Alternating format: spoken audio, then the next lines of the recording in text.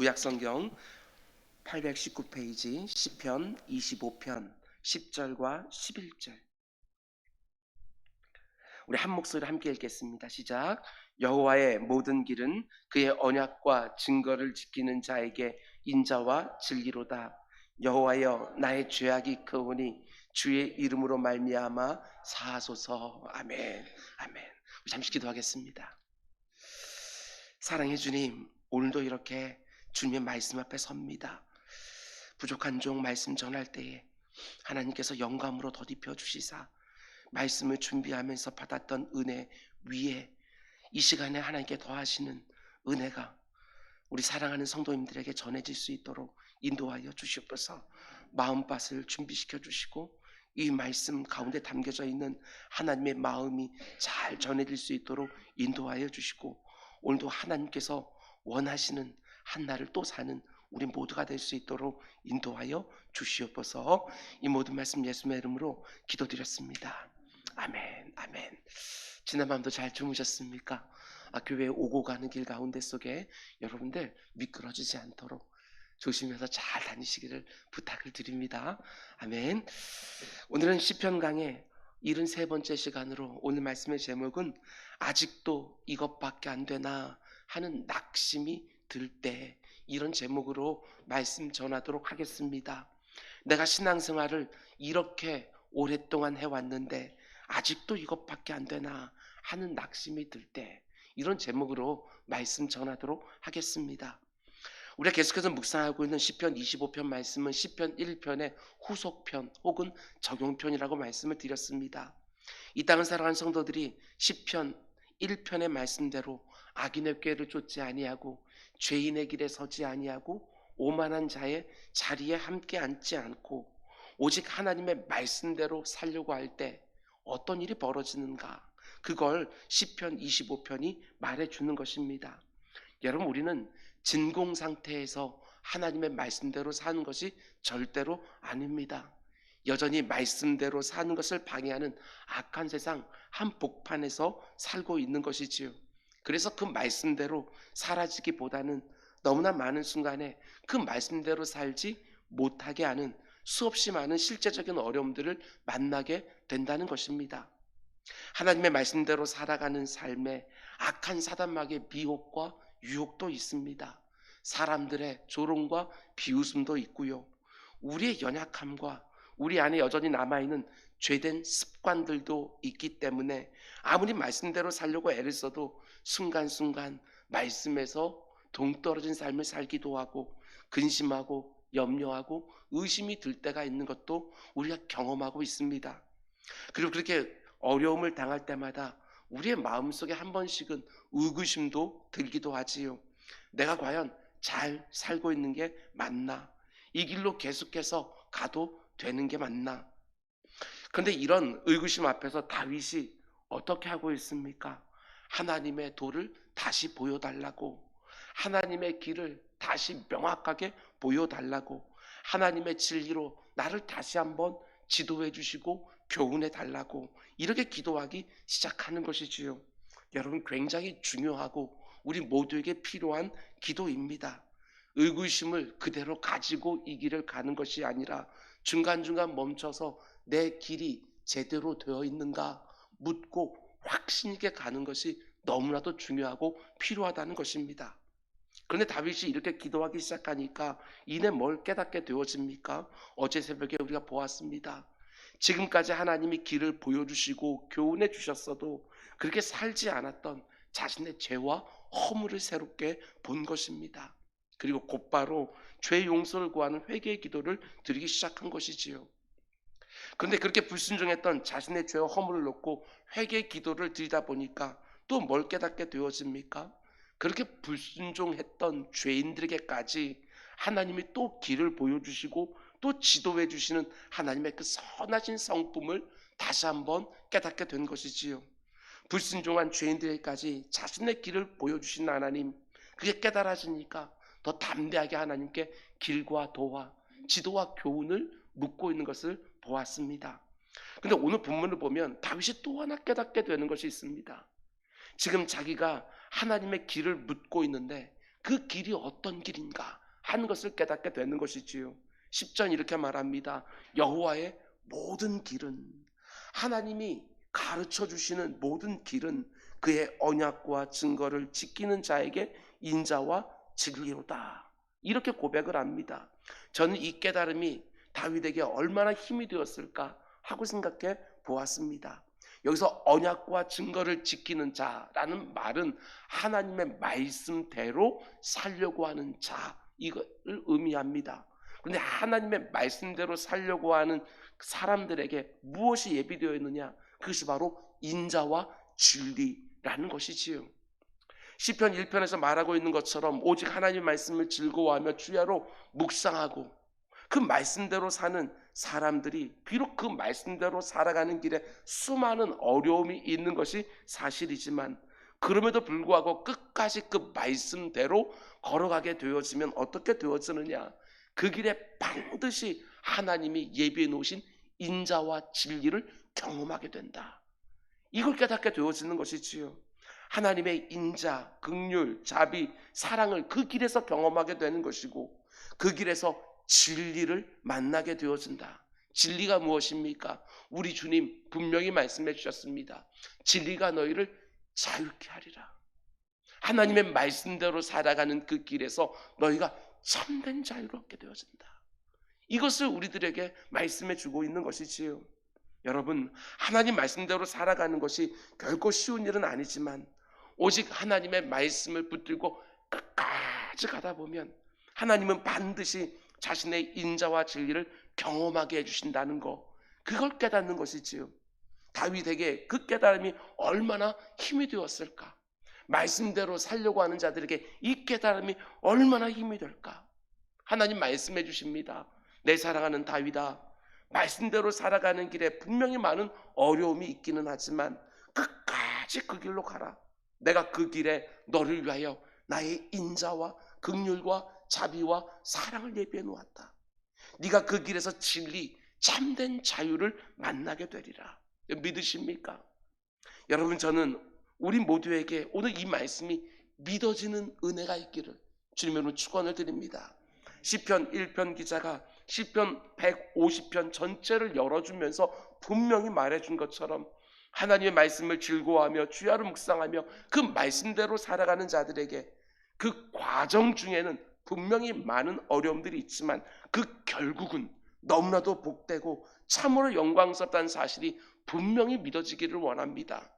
이게 믿어지지 않으면 우리가 어떻게 그 말씀 한 절 한 절을 붙들고 이 세상을 살 수 있겠습니까? 우리가 어떻게 이 세상 한복판에서 하나님의 백성으로 말씀과 함께 구별된 삶을 살 수 있겠냐는 것입니다. 이게 안 믿어지니까 너무나 많은 성도들이 말씀대로 사는 길을 포기하는 거 아니겠습니까? 하나님의 말씀대로 살아가는 자들에게 하나님 주시는 복이 분명히 있고 참된 영광이 있다는 사실이 분명히 믿어져서 말씀대로 믿음대로 살아가는 그 발걸음이 그 어떤 경우에도 흔들리지 않는 여러분과 제가 되기를 주님의 이름으로 축원을 드립니다. 여러분, 근데 다윗의 마음속에 이런 깨달음이 오니까 다시 뭘 하기 시작하느냐? 저는 이게 참 놀라웠습니다. 다윗의 민감한 영성, 이것이 참 부러웠습니다. 어제 새벽에 묵상했던 앞에 나오는 6절과 7절 말씀처럼 다윗이 자기 안에 여전히 남아있는 죄와 허물을 또 발견하고 회개하기 시작하는 것을 보게 됩니다. 그게 11절 말씀이에요. 여호와여, 나의 죄악이 크오니 주의 이름으로 말미암아 사하소서. 근데 왜 갑자기 다윗이 자신의 죄를 고백하며 하나님의 용서를 구하는 기도를 드리고 있느냐? 왜 이렇게 할 것 같습니까? 다윗이 하나님의 말씀대로 사는 길에 하나님의 인자와 진리, 참자유가 있다는 사실을 깨닫자마자 왜 자신의 죄와 허물을 또 고백하며 회개를 하고 있는가? 저는 이렇게 묵상을 했습니다.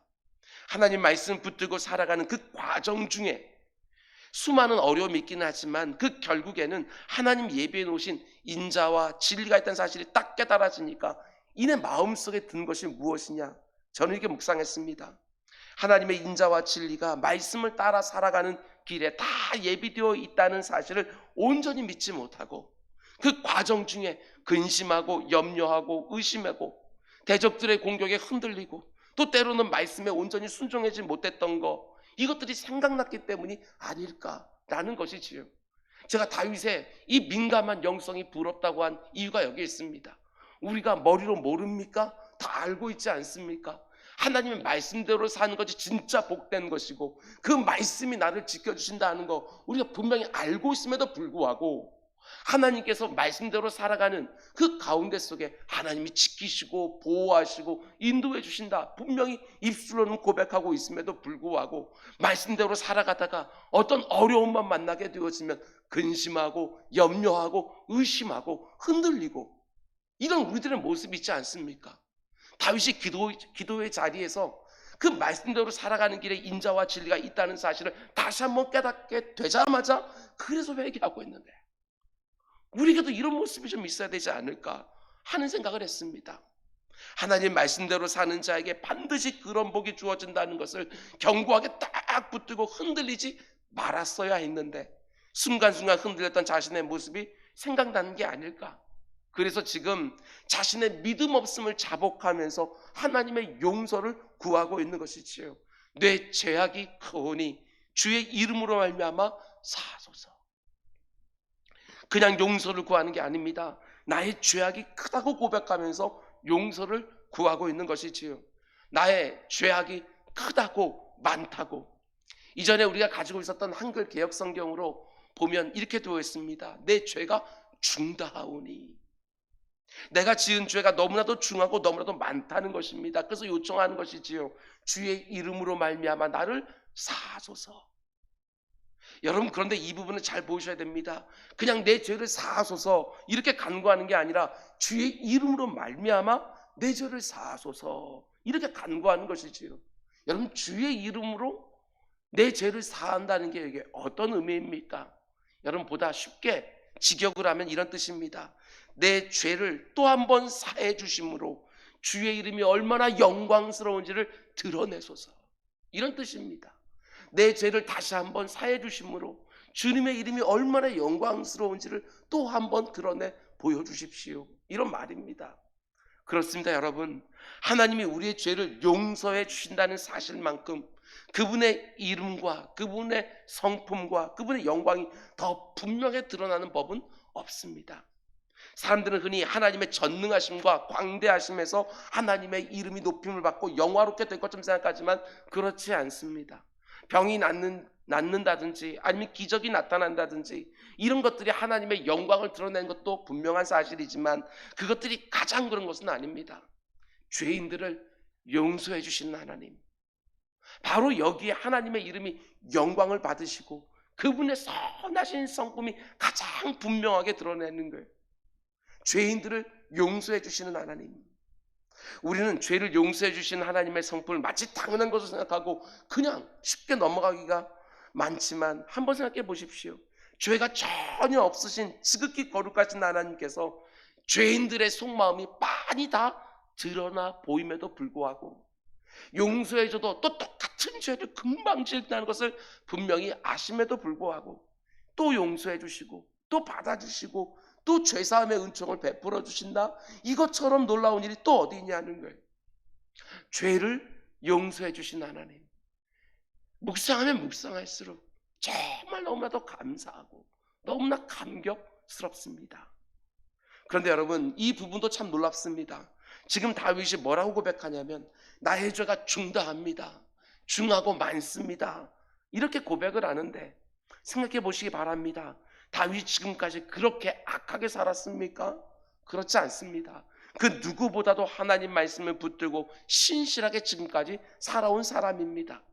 우리가 다른 시편에서 본 것처럼 무슨 일을 선택하고 결정하든지 하나님의 말씀을 맨 앞에 두고 선택하고 결정을 했습니다.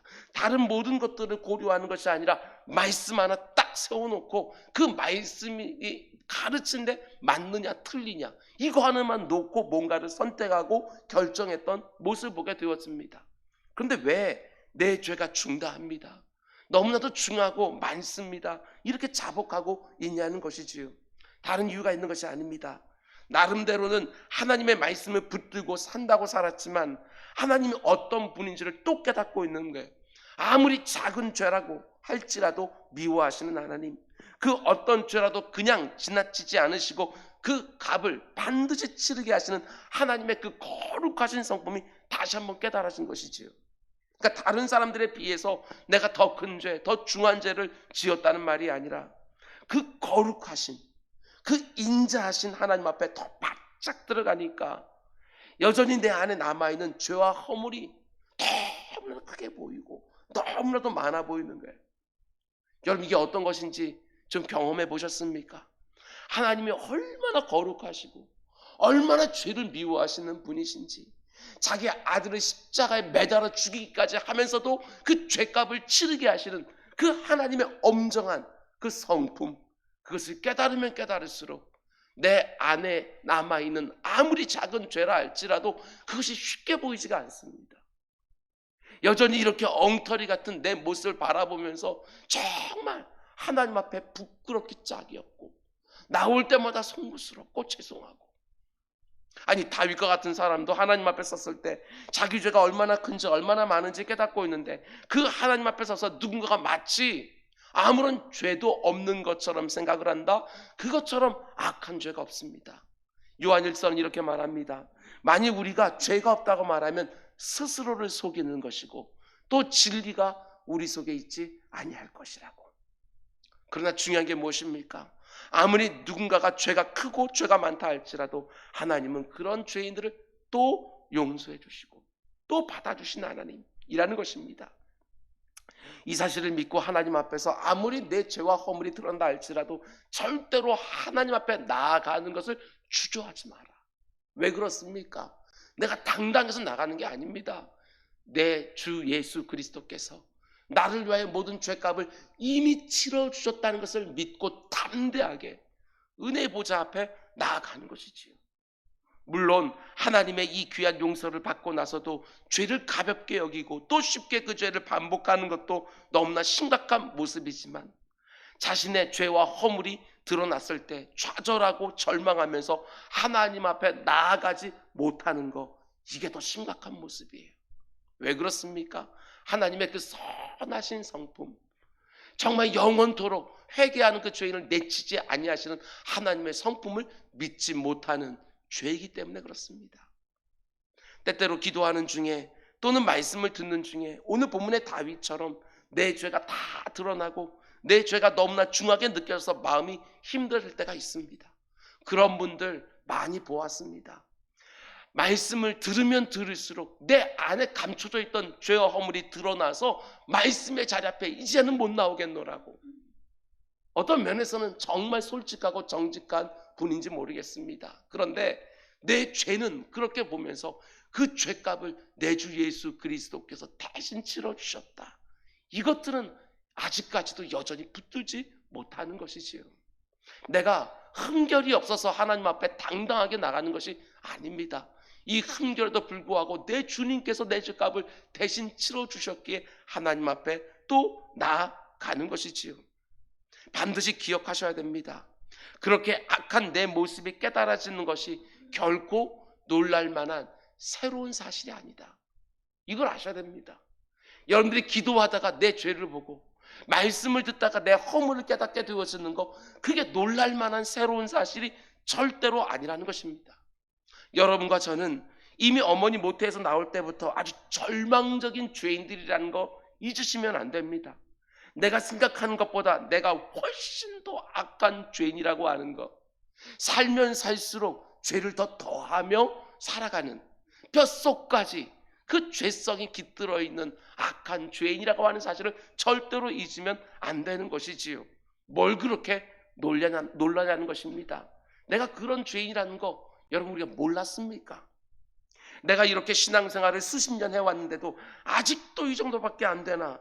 아니요, 아직도가 아니라 정말 죄가 가득한 덩어리, 이게 우리들의 모습이지요.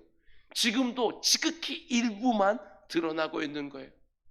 목사님, 저는 이번에 그 죄성의 밑바닥을 보았습니다. 그렇지 않습니다. 아직 그 밑바닥 보려면 멀었습니다. 아직도 이것밖에 안 되나 이렇게 생각하지 마시고, 지금 내가 나를 봐도 이렇게 엉터리인데 전에는 얼마나 더 엉터리였을까? 이렇게 보는 게 맞습니다. 그러면서 또다시 하나님의 은혜를 구하고 자비를 구하는 것이지요. 여러분, 저는 우리 모두가 더 견고해지기를 원합니다. 제가 원하는 견고함은 그 어떤 시험과 유혹에도 눈 하나 꿈쩍하지 아니하고 넉넉히 이겨내는 그런 견고함이 아닙니다. 그 시험과 유혹에 맞서 정말 치열하게 싸우고 또 싸우지만 혹 그 시험에 지고 그 유혹에 넘어간다 할지라도 하나님 앞에 또 들어가서 또 은혜를 구하고 또 용서를 구하는 그 견고함, 그게 진짜 견고함이에요. 우리가 지금까지 묵상해온 다윗의 모습을 한번 보시기 바랍니다.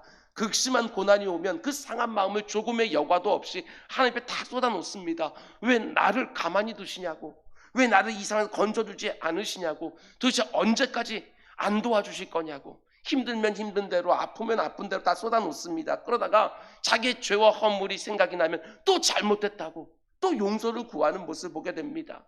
중요한 게 무엇입니까? 뭘 해도 하나님 앞에서, 다시 말씀드립니다. 뭘 해도 하나님 앞에서 하는 것이지요.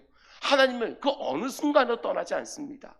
마음이 힘들고 어려울 때마다, 아니 하나님께 마음이 상할 때도, 아니 자기 안에 있는 죄와 허물이 드러날 때도 오히려 한 걸음 더 들어가는, 여러분 이것이 진짜 견고함이에요.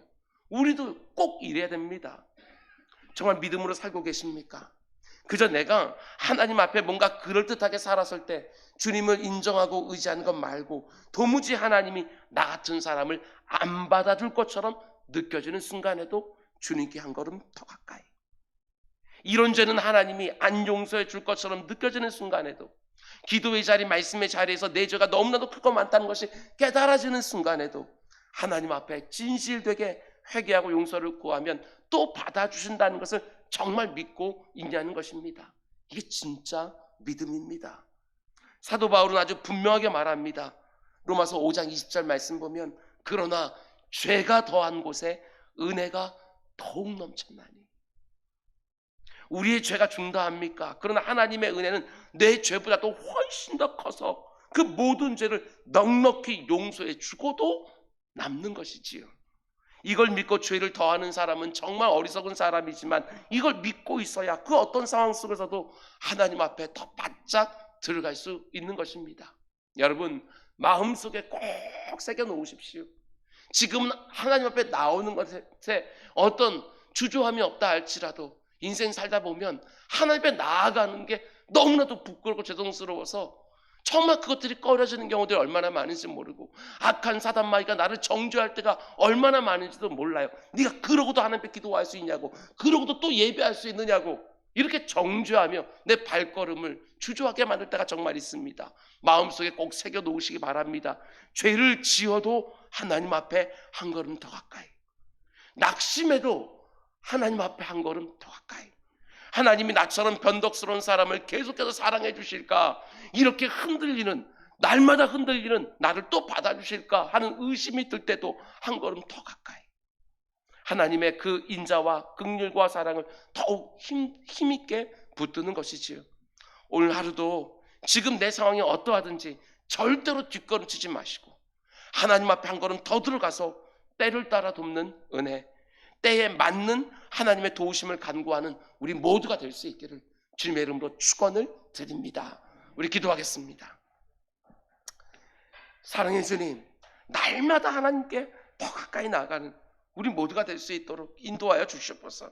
내 죄와 허물이 보이는 그때에도 하나님의 인자와 하나님의 진리를 사모하며 그 앞에 한 걸음 더 가까이 나아가는, 떨리는 손으로 주님의 십자가 꽉 붙들고 그 어떤 경우라도 하나님 앞에 나아가는 발걸음이 주저함이 없도록 주님 인도하여 주시옵소서.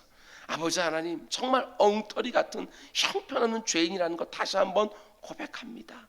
그러나 너무나도 감사하게도 그런 나를 위해서 예수 그리스도께서 십자가를 위해서 내 대신 죽어주셨다는 사실 또 꽉 붙들고 오늘 앞에 하나님 앞에 간구합니다. 염치 없는 죄인들이지만 우리의 간구와 소원을 또 들어주시고 그 가운데 속에 하나님의 예비된 각양 좋은 것들 우리 같은 죄인들에게도 또 허락하여 주시옵소서. 이 모든 말씀 예수님의 이름으로 기도드렸습니다. 아멘.